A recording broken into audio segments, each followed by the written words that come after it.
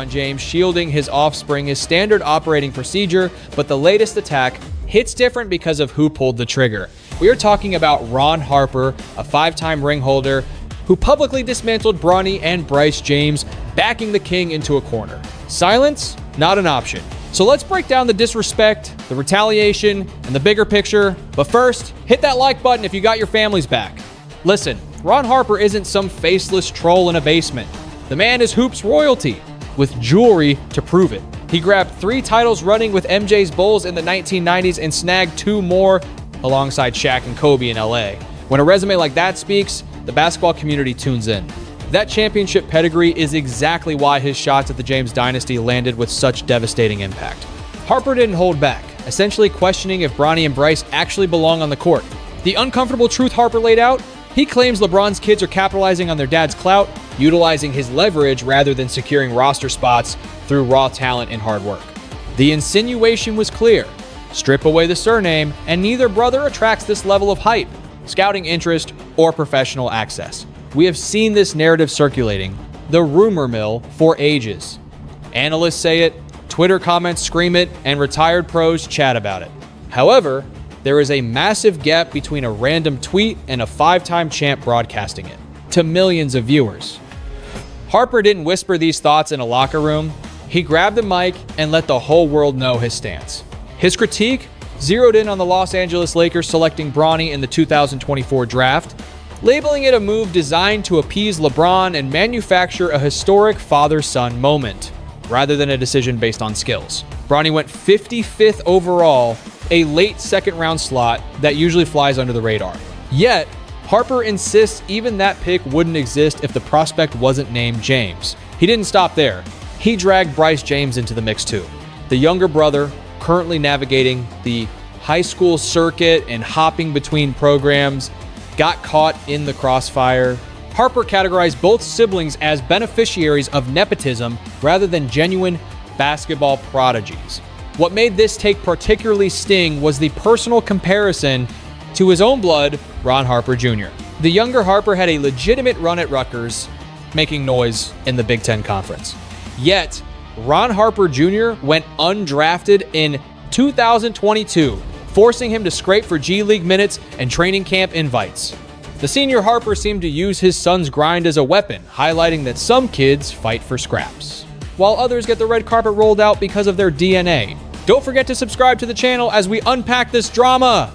That comparison was a direct shot, and you know LeBron caught it. The timing made it worse. This wasn't off-season filler content. This dropped right when the stakes were real, as Bronny was in the trenches trying to prove he belongs in the pro game, grinding in the G League while shouldering the impossible weight of being the GOAT's son.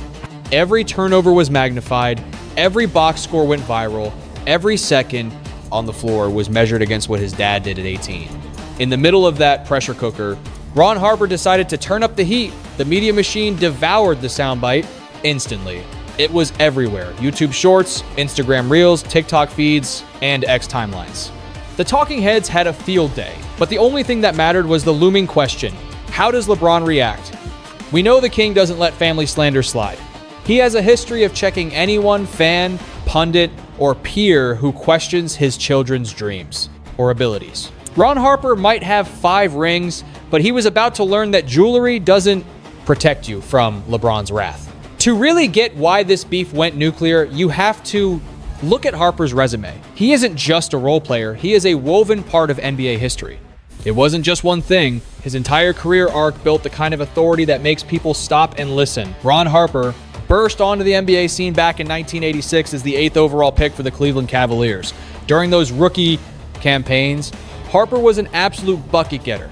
By his second year, he was dropping over 22 points a night, cementing himself as one of the most explosive young talents the league had to offer. He had the hops, the drive to attack the rim, and a fierce aggression that demanded respect from opponents. However, a devastating knee injury forced him to completely reinvent his style.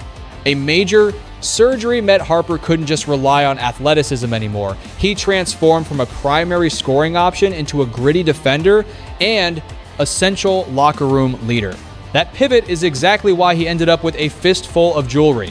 When he signed with the Chicago parent Essential Bulls in 1994, he he embraced a supporting gig next to Michael Jordan, Scottie Pippen, and Dennis Rodman, knowing he had to trade his personal stats for the greater good of the squad. He made that trade-off, and it paid off with 3 straight titles from 1996 to 1998. Following his stint in the Windy City, Harper took his talents to Los Angeles, joining forces with another powerhouse duo in Shaquille O'Neal and Kobe Bryant. He snagged 2 more rings in 2000 and 2001, totaling 5 championships in just 6 years. That kind of track record is incredibly scarce. It places Harper in a very small circle of legends who actually know the cost of winning, the meaning of sacrifice, and what it takes to survive at the pinnacle of the sport. Before we dive into his controversial take, make sure to smash that like button and subscribe to the channel if you love hoops history. When Ron Harper talks about basketball pedigree or whether a prospect truly deserves to be on the floor, you have to take note. He isn't guessing, he's lived it. He shared the trenches with Jordan and Kobe. He went toe-to-toe with 2 of the most maniacal competitors the game has ever seen. He understands exactly what greatness looks like in real life. That is precisely why his critique of Bronny and Bryce hit so hard. If some random YouTuber claims LeBron's kids are riding a free pass, you just scroll past it. But when a 5-time world champ says it, the narrative shifts immediately. The weight of his resume forces everyone to actually grapple with the point, instead of just brushing it off as noise. There is also a personal element here involving Harper's own journey as a basketball dad. Ron Harper Jr., as many know, had to walk a path familiar to countless hoopers. He shined at the collegiate level. He racked up awards. He got his degree. Yet, when the draft rolled around, the NBA didn't call his number. He was forced to grind through the G League, fighting tooth and nail for a roster spot, trying to make it without a legendary father pulling levers behind the scenes. Now, whether that comparison is 100% apples to apples is up for debate. Ron Harper Sr. is obviously a household name, and it would be naive to say his son got 0 perks from that lineage. However, the difference between being Ron Harper's kid and being the heir to the LeBron James throne is galactic. LeBron isn't just a retired pro. He is an active titan, a walking economy, a media mogul, and arguably the most powerful voice in the sport's history.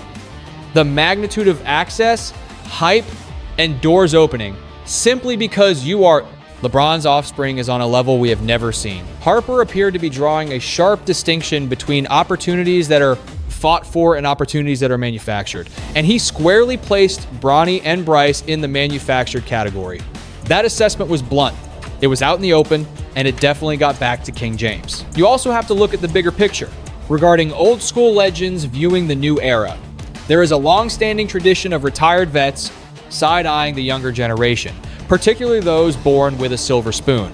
The common belief is often that these kids are soft, that they haven't faced real adversity, and they lack that desperate hunger found in players who started with nothing. Harper's remarks align perfectly with that old guard mentality, making it feel less like a specific jab and more like a commentary on the changing culture of the league. However, LeBron didn't interpret it as a philosophical debate. He took it as a direct shot across the bow at his bloodline. LeBron James has spent over 20 years carefully curating his public image. He is calculated. He understands the media game better than anyone. He realizes that every syllable he utters will be magnified, analyzed, and argued over. But when the topic switches to his children, that discipline filter dissolves, and Ron Harper crossed that line. LeBron's reaction signaled that he had zero interest in a polite debate about talent evaluation. He went into full protection mode. He firmly rejected the notion that Bronny or Bryce had been gifted a career. LeBron stressed that both of his sons are grinding every single day, that they are sweating in the gym, facing top-tier competition, and that they have fought for every inch of ground they stand on. LeBron highlighted that Bronny's path to the league was anything but a smooth ride on a red carpet. Don't forget, Bronny James survived a terrifying cardiac arrest during practice at USC, a life-threatening hurdle that no amount of fame could help him jump over. Flashback to July 2023 in California, it wasn't just a hospital visit, it was a fight for survival. He needed medical clearance just to live a normal life, let alone step back onto the hardwood. That level of trauma is something most adults can't wrap their heads around, much less a teenager trying to carve out a name for himself in the cutthroat NCAA landscape. Yet, Bronny defied the odds, returned to action at USC, threw his name in the draft, and landed with the Lakers. LeBron hit the nail on the head. Having a legendary surname doesn't save you when your heart stops beating. All the fame in the world can't jumpstart a pulse. And no amount of clout gives a young kid the courage to face that terror again. Bronny did that on his own. Sure, the family was there, but the mental fortitude to play again, that was all him. Before we dive deeper into LeBron's fiery response, smash that like button if you respect the comeback. LeBron also tackled the hate aimed at his son's skills, admitting Bronny is just a rookie getting his feet wet, and his game will eventually do the talking. He wasn't out here promising all-star appearances or claiming Bryce is a guaranteed lottery pick. What really set him off was the narrative that his boys are just walking billboards with famous last names and signature kicks. LeBron made it crystal clear that kind of disrespect won't fly, and he went straight at the source of the comments, Ron Harper. The King didn't hold back, reminding everyone that Harper, a former pro, knows exactly how brutal the grind to the league actually is. He questioned why a fellow basketball dad would try to drag another man's kids down instead of lifting them up or just keeping his mouth shut. LeBron labeled Harper's comparison between their sons as a low blow, unfair, and completely unnecessary. Both young men are fighting their own battles. Don't forget to subscribe to the channel for more deep dives into NBA drama. LeBron also touched on the elephant in the room, nepotism. Everyone knows he's been dreaming of playing with his son for years. He put that goal out into the universe way back. So when the Lakers called Bronny's name, history was made. The first father-son duo on the same roster. That's legendary stuff. LeBron didn't act like his influence was zero, but he spun the narrative differently than Harper's bitter take. His stance, opening a door is one thing, walking through it is another. Just because you get a shot doesn't mean you didn't earn the right to take it. Bronny didn't skip the line completely. He endured the draft process, sweated it out in workouts, and faced the scouts. The stage was set, sure, but the performance, that was all Bronny. LeBron left no room for interpretation. He wasn't about to let Ron Harper or any internet troll write his son's biography based on lazy hot takes. The ultimatum was simple. Critique my stats, trash my legacy, but the kids, they are off limits. And when King James talks, the world stops scrolling. His voice booms louder than anyone else in the sports universe. His clapback reached millions more than Harper's original jab ever could. Instantly, the headline flipped from Harper questions nepotism to LeBron protects his pack. Calculated or not, LeBron seized control of the story within hours. Drop a comment below. Whose side are you on? Let's strip away the drama and look at the receipts. What have Bronny and Bryce actually done on the court? Usually, the shouting matches drown out the actual stats. Bronny ran the floor at Sierra Canyon in Los Angeles, one of the most hyped programs in the nation. He balled out next to elite talent, and even snagged a McDonald's All-American nomination. He wasn't just hype, he was a solid 4-star prospect. That put him in the upper echelon, even if he wasn't sitting on the throne as the #1 recruit in America. He wasn't touted as a one-and-done lottery savior. Scouts saw real tools and a high ceiling. Then he committed to USC, but his freshman year hit a brick wall with that. Cardiac event in July 2023, that changed everything. Just getting back in a jersey was a victory bigger than basketball. His debut made headlines nationwide. Sure, the minutes were restricted and the box score wasn't exploding, averaging just a few points a night. Haters used those stats to say he wasn't ready. Real ones looked at the context. The kid survived a life-threatening trauma. Judging a recovery season like it's a standard year, that's premature. Despite the noise, Bronny entered the 2024 draft and the Lakers scooped him up at pick 55. But let's be real, the story is just starting. He was not the #1 recruit in the country. He was not projected as a one-and-done lottery pick. His ranking reflected a player with real talent, good tools, and room for development. He chose to attend USC, and his freshman season was disrupted by the cardiac arrest he suffered in July 2023. That event changed everything. His return to the court was a story of resilience that transcended basketball. When he played his first game back at USC, it was national news. His season was limited and his statistics were modest. He averaged a few points per game in limited minutes. Critics pointed to those numbers as evidence that he did not belong at the highest levels. Supporters pointed to the context, a young man recovering from a life-threatening medical event, and argued that judging him on a shortened, disrupted college season was premature. Bronny declared for the 2024 NBA draft after one season at USC. He was selected 55th overall by the Los Angeles Lakers. The journey is far from over, so keep it locked here for every update. Instant controversy erupted as soon as the selection was announced, sparking a firestorm of opinions. Some analysts defended it as a solid grab based on raw defensive instincts, pure athleticism, and future upside, while skeptics shouted that it was nothing more than a nepotism hire designed to appease the franchise's undisputed superstar. In reality, the answer probably lies right between those two extremes. Remember, franchises use second-round draft picks for a variety of strategies, from taking flyers on long-term projects to strengthening agency relationships and boosting ticket sales. When you break it down, the logic behind drafting Bronny wasn't actually crazy, even if the scenario was historically unique. Down in the G League, the rookie started the grind of sharpening his skills against grown men. If you are enjoying this deep dive, make sure to hit that like button and subscribe for more daily hoops content. Now, looking at the box scores, the numbers didn't exactly jump off the page. He battled through the typical ups and downs that plague almost every rookie, getting their first taste of the pros, yet he displayed flashes of the exact toolkit that caught scouts' eyes in the first place.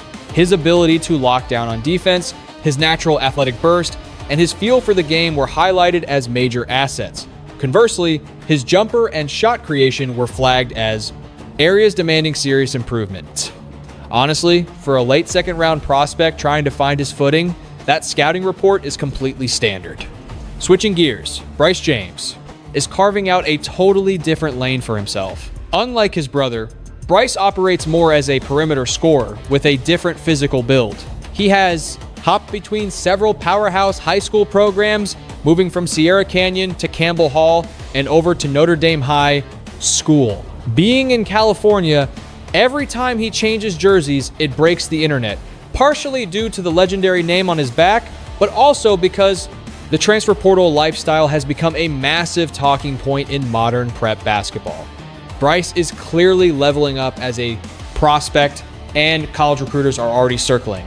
However, his development is still in the opening chapters, so trying to predict exactly where he lands is just a guessing game at this point. The one undeniable fact about both Bronny and Bryce is that they are developing their games under a microscope more intense than any siblings in sports history have ever endured.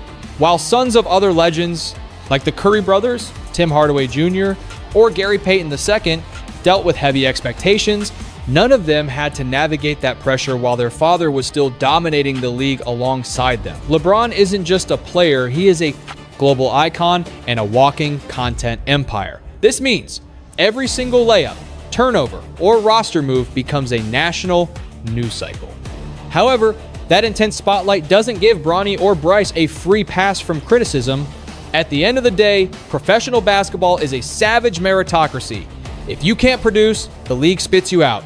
No amount of celebrity status can keep a player on the floor if they are a liability. Bronny's legacy is going to be written over the course of seasons, not just a few weeks. Bryce will face that same reality check as he moves up the ranks. But here is where LeBron drew the line. He felt Ron Harper's comments crossed from analysis into disrespect by claiming the kids simply don't have the goods. The King argued that writing them off before they have even had a genuine shot to grow is unfair. Let's look at the math. Most players taken in the second round never turn into all-stars. Many don't even stick on a roster for long.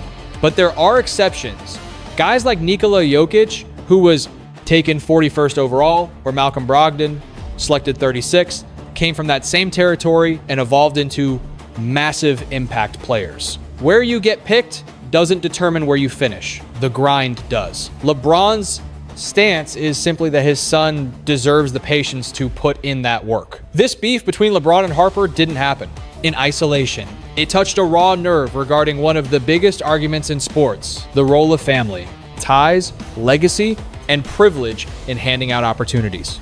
The NBA has always been a family business, with a long history of sons following their dads to the hardwood. The list is endless.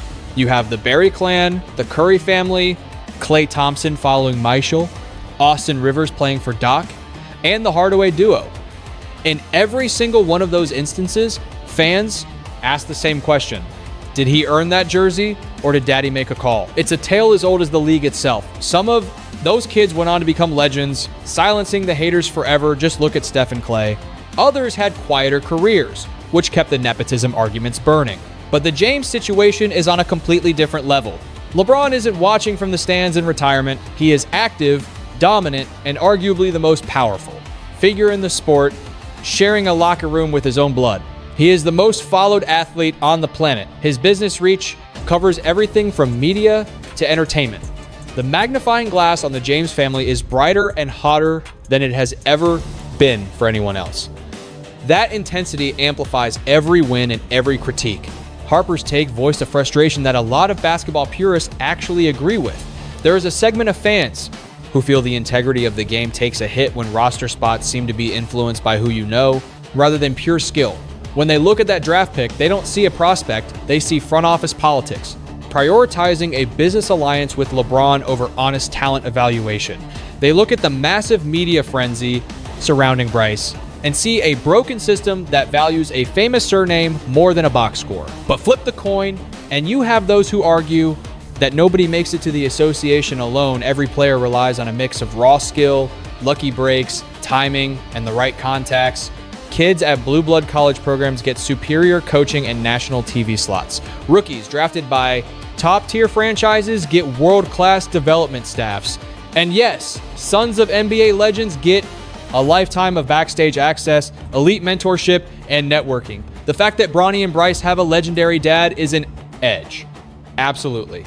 But it is just one flavor of privilege in a league full of them, singling out the James family, while turning a blind eye to every other advantage in the industry feels like selective outrage. Naturally, the basketball world is torn down the middle. Some retired pros backed Harper, agreeing with the principle. They believe the league must remain a meritocracy, and any whiff of nepotism threatens the competitive soul of the game.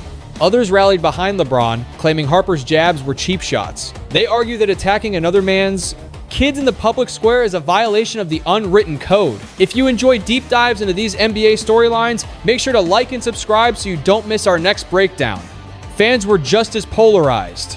The debate on social media spiraled into threads, thousands of comments deep, featuring heated battles from both camps. Some users screenshot Bronny's G League averages, claiming the math proves Harper right. Others highlighted Bronny's youth, his cardiac recovery, and the learning curve for guards, insisting that the hate is way too early. One thing is certain, this narrative isn't fading to black. As long as Bronny is wearing a jersey and Bryce is climbing the ranks, the do they belong question will haunt them like a shadow. A 20-point night will be cited as proof they earned it. A bad shooting night will be cited as proof they didn't.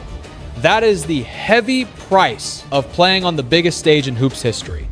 It is a pressure cooker that LeBron himself knows well, having lived under the microscope since he was a teenage prodigy in Akron, Ohio. His clapback to Harper wasn't just a defense, it was a warning shot to the rest of the league. LeBron made it quote to defenses. Crystal clear, he will return fire. He won't let it slide, he won't stay silent, and considering his massive reach, any analyst coming for his offspring better be ready for a counterattack that is louder, more viral, and more debated than the initial comment. Now, Ron Harper hasn't exactly waved the white flag. He has doubled down, insisting his take was strictly about hoops, not hate. He frames his view as an old school grinder who believes nothing should be handed to you. He stands by the contrast between his son's hard road and the red carpet rolled out for the James boys. Whether you see that as truth or just a personal jab disguised as commentary really depends on your loyalties. But if you are enjoying this coverage, hit that subscribe button to join the community. What is undeniable is that this beef has written a spicy new chapter in the saga of LeBron James, the player and the father. His on-court tenure is in the fourth quarter. He is in his 22nd NBA season. The monument he is building goes beyond banners and scoring titles now. It is about lineage. It is about clearing a lane for his boys. And it is about guarding that lane against anyone trying to put up a roadblock. The Harper drama will eventually drop out of the headlines, as all viral sports moments do. but the uncomfortable questions it raised, the clash between merit and inheritance, earning it versus owning it, will stick around long after these two have stopped trading barbs. And the next time a pundit with a hot take decides to question Bronny or Bryce, they will do it knowing King James is watching, taking notes, and ready to go to war. That is the reality of dealing with the most powerful dad in sports. And Ron Harper, well, he still has his 5 rings.